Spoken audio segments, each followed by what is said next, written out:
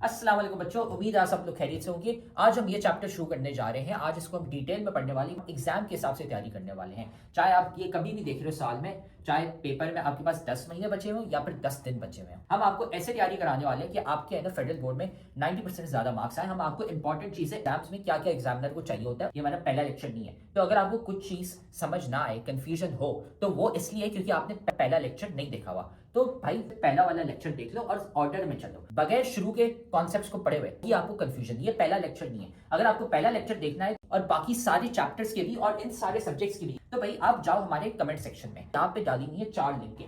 इसमें पूरी किताब की हमने प्लेलिस्ट डाली हुई है, इसको दबा दो, आपको है ना सारे लेक्चर्स मिल जाएंगे इस पूरे के पूरे सब्जेक्ट के। डाले में फ्री के नोट्स, यहाँ पे नोट्स कोई एमी नोट्स नहीं है। ये आप लिंक दबाओगे तो खुलते हैं, आपके पास हमारे 300 बच्चे जो थे जिनके 90% ज्यादा मार्क्स आए थे, उनके हमने नोट्स कंपाइल करके आपके लिए डाले हुए ताकि आप भी है ना अपने एग्जाम की तैयारी कर सको। सारे के सारे नोट्स हमने डाले हुए इन 300 बच्चों के। तो भाई ये देखो यहाँ पे पड़ा हुआ है हमारे सब्सक्राइब का बटन, इसको सब्सक्राइब कर लो, ठीक है। बेल्स भी है ना यहाँ पे दबा दो, लाइक करो वीडियो को और साथ में जाके कमेंट करो अपना वीकेस्ट चैप्टर। भाई कौन सा चैप्टर है जो तुम्हें बहुत मुश्किल लगता है, बहुत वीक लगता है, हम क्या करेंगे उसका निकालेंगे one shot lecture. One shot lecture एक लंबा सा पूरे चैप्टर का लेक्चर होगा, उसमें हम आपको एग्जाम ओरिएंटेड तैयारी कराने वाले हैं ताकि आपके है ना पेपर में 90% मार्क्स आ सके। तो जाके कमेंट करो कौन सा चैप्टर आपको बहुत मुश्किल लगता है। फिर ये याद रखना कि भाई हमारे लेक्चर्स, हमारे नोट्स, सारे गेस्ट पेपर्स काम के होते हैं। ये 300 बच्चे हैं जिनके ना 90% ज्यादा मार्क्स आए थे। तो सारा मटेरियल कमेंट सेक्शन में सबसे पहला कमेंट है, वहां पे पड़ा हुआ है। और अगर आप भी उन बच्चों की तरह 90% ज्यादा मार्क्स लाना चाहते हैं तो आप भी है ना हमारी बैच ज्वाइन कर सकते हैं,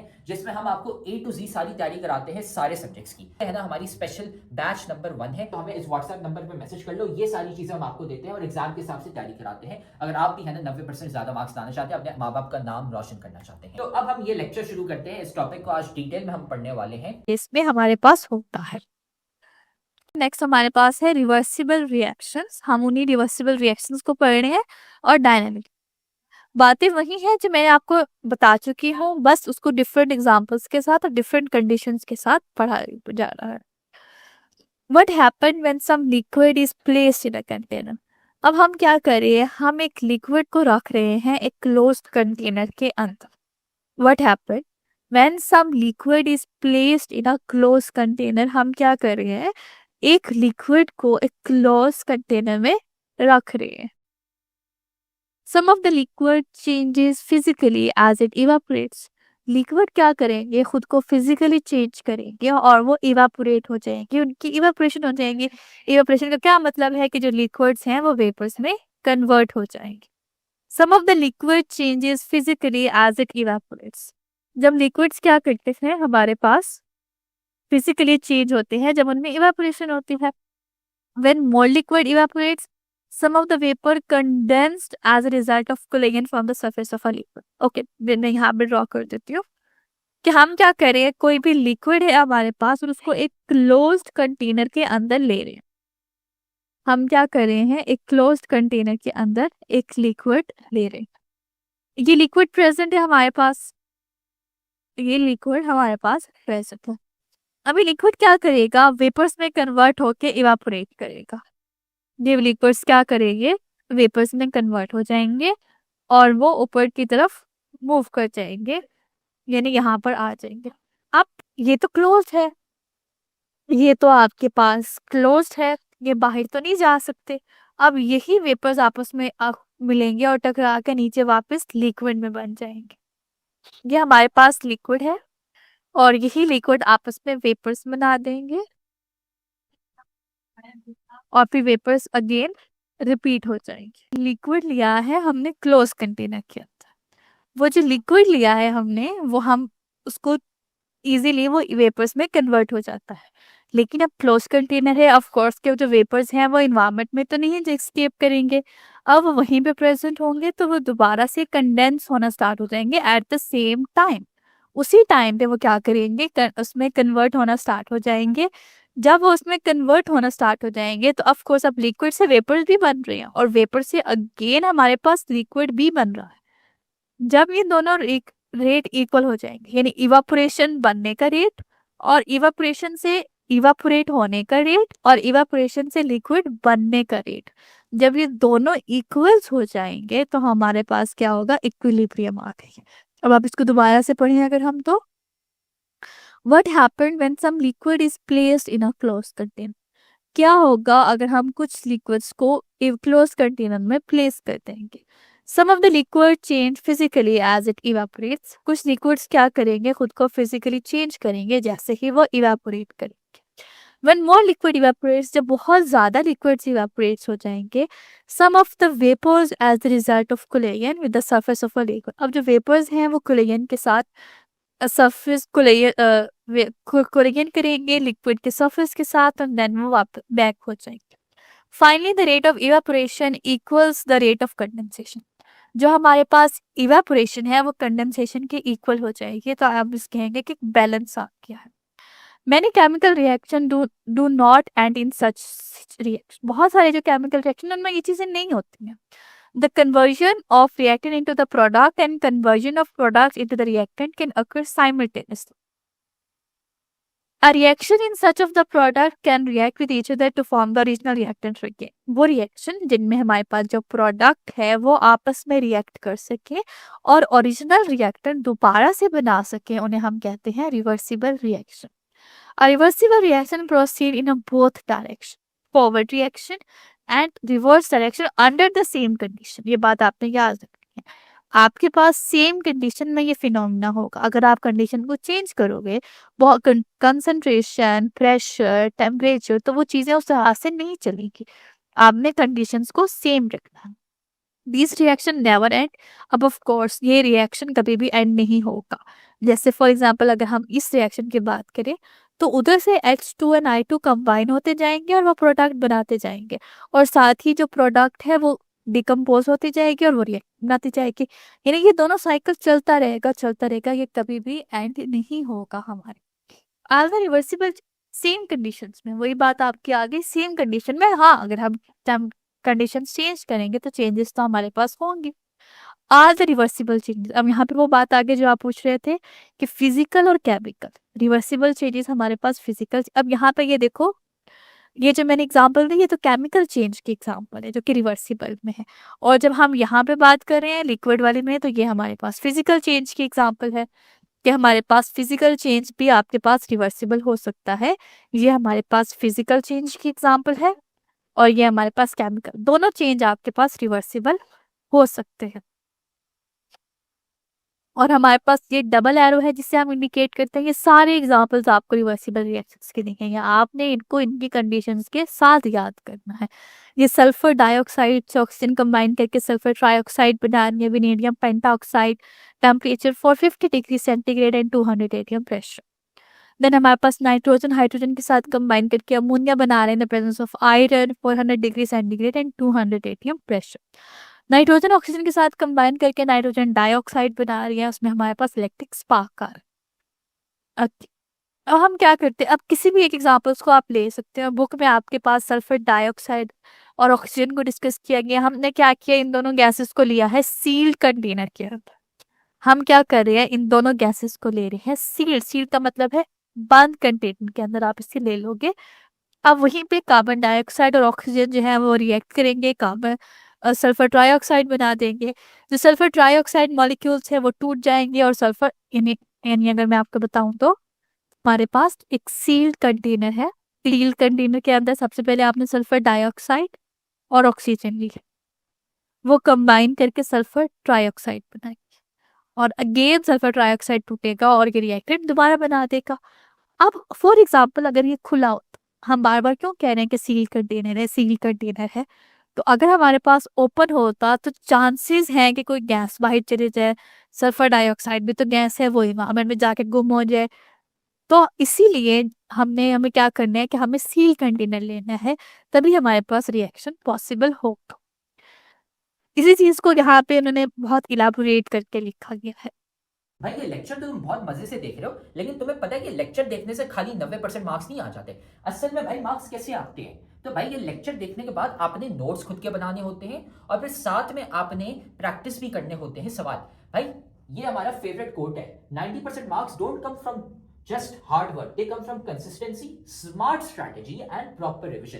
भाई स्मार्ट तरीके से पढ़ो. स्मार्ट तरीका ये हमने आपको बताया हुआ है, तो साथ में हम आपको तरीका भी नहीं बता रहे, साथ में हम आपको दे रहे हैं भाई नोट्स। जाओ कमेंट सेक्शन में, नोट्स में से आपको मिल जाएंगे भाई उन बच्चों के नोट्स। 300 बच्चे थे जिनके 90% ज्यादा मार्क्स आए थे, उनके नोट्स वहां पे पड़े हुए। लेकिन साथ में उधर नीचे हमने आपको सवाल भी दिए हैं प्रैक्टिस के लिए। ये यहाँ पे पूरी गूगल शीट पड़ी हुई है भाई, यहाँ से जाके सवाल प्रैक्टिस करो। खाली ऐसा कुछ नहीं होता कि हाँ हम लेक्चर देखेंगे हमारे मार्क्स आ जाएंगे, नहीं भाई, नोट्स पढ़ने होते हैं और साथ में इनकी प्रैक्टिस भी करनी होती है सवालों की। SO2, sulfur dioxide and oxygen molecule react to form sulfur trioxide. Sulphur dioxide और ऑक्सीजन मॉलिक्यूल रिएक्ट करते हैं और सल्फर ट्राइऑक्साइड बन जाते हैं। Sulphur trioxide molecule break to give sulphur dioxide. जो सल्फर ट्राइऑक्साइड है वो अगेन दोबारा टूट जाता है हमारे पास और सल्फर डाइऑक्साइड और ऑक्सीजन बनाता है। What types of molecules are in equilibrium? Equilibrium में हमारे पास किस तरह के मॉलिक्यूल्स प्रेजेंट हैं?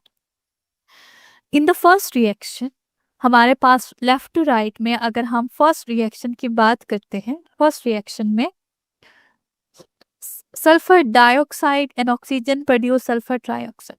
जो हमारे पास सल्फर डाइऑक्साइड है और ऑक्सीजन हमारे पास सल्फर ट्राइऑक्साइड बनाता है। और जो नेक्स्ट रिएक्शन है जो कि हमारे पास है, उसमें हमारे पास सल्फर ट्राइऑक्साइड डिकम्पोज करेगा।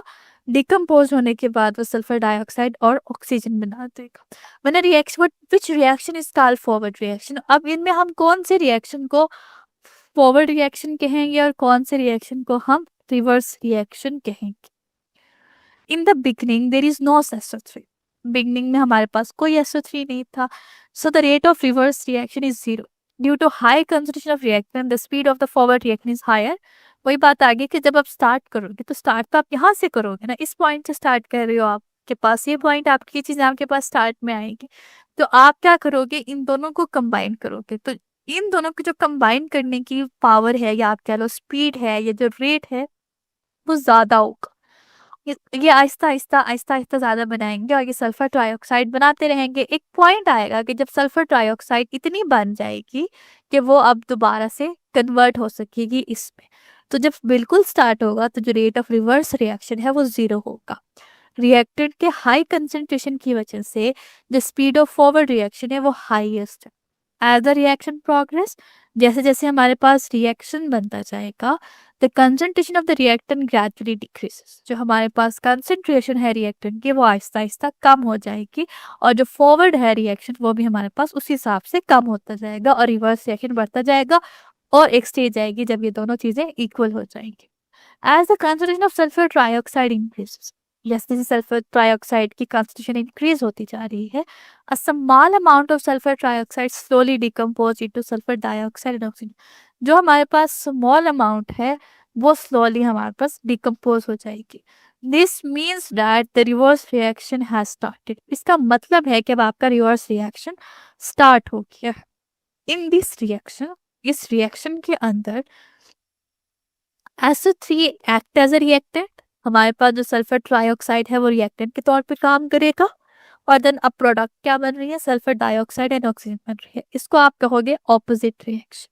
यानी जहां से आप स्टार्ट कर रहे हो दो चीजों से, सल्फर डाइऑक्साइड ऑक्सीजन से जिससे आप स्टार्ट कर रहे हो, वो हमारे पास क्या होंगी, वो हमारे पास क्या होंगी, आपके पास फॉरवर्ड रिएक्शन आएगी और जो उसके बाद फिर जो प्रोडक्ट बनेगी और फिर वो जो प्रोडक्ट आपस में ब्रोक डाउन होगी, वहां से अगर आप उसको लिखोगे तो वो आपके पास क्या होंगे कि वो रिवर्स रिएक्शन हो जाएगी। As a concentration of SO3 increases, जैसे जैसे आपके पास सल्फर ट्राइऑक्साइड की कंसेंट्रेशन इंक्रीज करती है, आपके पास क्या होता है, रिवर्स रिएक्शन एक्सेलरेट्स। एक्सेलरेट्स का मतलब है कि बढ़ जाता है। And in the end the two rates are equal. वो जो दो रेट्स है आपके पास वो इक्वल हो जाते हैं। At this point SO3 decomposes into SO2 and oxygen as fast as SO2 and SO3 produces SO2। यानी दोनों के जो रेट हैं वो बढ़ जाएंगे। जिस स्पीड से सल्फर एंड सल्फर ऑक्सीजन बन रही है उसी स्पीड से हमारे पास सल्फर ट्राइऑक्साइड बनेगा। Eight this point the reaction has achieved an equilibrium. The state of a chemical reaction. A chemical reaction की वो state where the forward and the reverse reaction becomes equals to each other. Reversible reaction, एक chemical reaction की वो speed जिसमें forward और reverse reaction एक ही time पर आपके पास हो रहे होते हैं, उन्हें हम chemical equilibrium कहते हैं। केमिकल इक्विलिब्रियम से डायनामिक इक्विलिब्रियम। अब मैं आपको बताती हूँ कि डायनामिक इक्विलिब्रियम और स्टैटिक इक्विलिब्रियम क्या होता है। जब हम बात करते हैं इक्विलिब्रियम की, जब भी हम बात करते हैं इक्विलिब्रियम की, इक्विलिब्रियम का मतलब होता है एक जैसी पोजीशन, यानी रेस्ट पे रहना। इक्विलिब्रियम दो तरह के होते हैं, एक हमारे पास होता है स्टैटिक इक्विलिब्रियम और दूसरा हमारे पास होता है डायनामिक इक्विलिब्रियम। जैसे फॉर एग्जाम्पल हमारे पास कोई चीज, स्टैटिक का मतलब होता है कोई चीज रेस्ट पर, और डायनामिक का मतलब होता है कोई चीज मूविंग हो लेकिन उनकी पोजीशन सेम। जैसे for example I am still over here, I am sitting on a table and then I am at rest. तो ये मेरे पास क्या है, static equilibrium. But let's say I am at gym और I am doing some exercise. अब मैं एक ही exercise अगर कांस्टेंट करती रहूंगी, वही एक्सरसाइज अगर मैं कांस्टेंट करती रहूंगी तो मेरी पोजीशन चेंज नहीं होगी। मैं एक ही एक्सरसाइज बार बार कर रही हूँ, तो इसमें आपके पास क्या होगा, वो डायनामिक इक्विलिब्रियम होगी। ठीक है, इक्विलिब्रियम का मतलब है एक ही जगह पर रहना। अब वो हो सकता है वो रेस्ट पर हो, मूव ना कर, और वो एक ही जगह पर हो। और डायनेमिक एक का मतलब है कि एक मूव करते रहना लेकिन फिर भी आप पॉइंट उसी पोजीशन पर होगे। जैसे आप डायनेमिक इक्विलिब्रियम के साथ एग्जांपल ले सकते हो कि आप एक ही जगह पे गोल गोल घूमते रहोगे, एक ही जगह पे गोल गोल घूमते रहो। अब आप, वो आपका रिपीटेटिव मैनर है, वो आपकी डायनेमिक इक्विलिब्रियम है। यहाँ पे भी अगर हम इस कॉन्सेप्ट को यहाँ पर अप्लाई करेंगे, तो जैसे रिएक्टेंट से प्रोडक्ट बन रहे हैं, प्रोडक्ट से रिएक्टेंट बन रहे हैं, रिएक्टेंट से प्रोडक्ट बन रहे हैं, प्रोडक्ट से रिएक्टेंट बन रहे हैं, तो वो आपके पास डायनेमिक इक्विलिब्रियम है। यानी वो स्टॉप भी नहीं हो रहे, रेस्ट भी नहीं कर रहे, और वो चलते ही जा रहे हैं, चलते ही जा रहे हैं। दोबारा से इसको देख लेते हैं। The rate of chemical reaction, the state of a chemical reaction. Chemical reaction की वो state way the forward and reverse reaction occur at the same time. यहाँ पर फॉरवर्ड और reverse reaction at the same time पर होता है, उसे हम केमिकल इक्विलिब्रियम कहते हैं। केमिकल इक्विलिब्रियम को आप डायनेमिक इक्विलिब्रियम भी कहते हो। क्यों? This is because the reaction do not stop when they reach equilibrium. जब वो इक्विलिब्रियम में पहुंच जाएंगे तो इसका मतलब ये नहीं कि वो रिएक्शन रुक जाएगी। Individual molecules are constantly reactive, जो अलग अलग के मॉलिक्यूल्स हैं वो कॉन्स्टेंटली रिएक्ट करेंगे। However, the actual quantities of the reactant product do not change. जो हमारे पास actual quantities हैं वो change नहीं होती हैं। This means that the concentration of reactant and product become constant in an equilibrium state. जो हमारे पास reactant की product की concentration होती है वो constant रहती है। तो उम्मीद है अब आपको है ना ये टॉपिक समझ आ गया। हमने सारे के सारे सब्जेक्ट्स और सारे के सारे चैप्टर्स के अपने नोट्स डाले हुए हैं, लेक्चर्स डाले हुए हैं। इधर कमेंट सेक्शन में चले जाओ, नोट्स पढ़े हुए हैं, लेक्चर्स पढ़े हुए हैं, गेस्ट पेपर भी हम आपको दे रहे हैं और इंपॉर्टेंट चीजें भी बता रहे हैं ताकि आपको है ना एग्जाम की डेट्स भी पता चल जाए और आपका एग्जाम मिस ना हो जाए।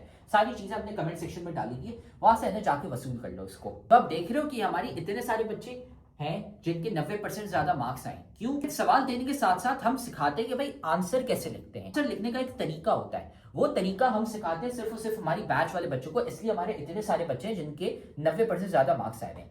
तो अगर आप भी हमारी बैच ज्वाइन करना चाहते हैं ताकि आपके भी 90% से ज्यादा मार्क्स आए, तो हमारी बैच खुली है। इस व्हाट्सएप नंबर पे हमें मैसेज कर लो, आपको ये सारी चीजें मिल जाएंगी। हम आपको सिखाएंगे कि भाई आंसर कैसे लिखते हैं। टॉपर बच्चे जो 90% ज्यादा मार्क्स लाते हैं वो आंसर कैसे लिखते हैं ताकि एग्जामिनर मार्क्स काट ही ना सके, ताकि वो एग्जामिनर बोले भाई ये लो फुल मार्क्स। हमें इस व्हाट्सएप नंबर पे मैसेज कर लो और हम आपको ऐड कर लेंगे हमारी बैच में, और फिर आप भी है ना 90% से ज्यादा मार्क्स ला सकते हैं।